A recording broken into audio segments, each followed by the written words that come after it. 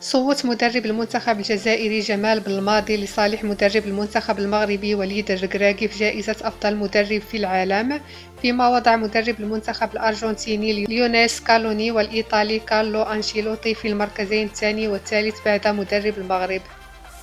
كما صوت بلماضي لصالح الدولي المغربي ياسين بونو للفوز بجائزة أفضل حارس مرمى في العالم، واضعا إياه قبل كل من الحارس الأرجنتيني إيميليانو مارتينيز في المركز الثاني وتيبو كورتوا حارس ريال مدريد في المركز الثالث.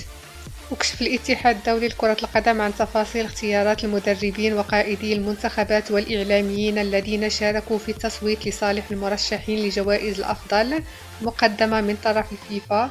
وأظهرت التفاصيل أن مدرب الخضر صوت لصالح المغربيين الركراكي وبونو، إضافة للاعب الفرنسي ذو الأصول الجزائرية نجم ريال مدريد كريم بنزيما في مسابقة أفضل لاعب، واضعا إياه قبل كل من مبابي وميسي.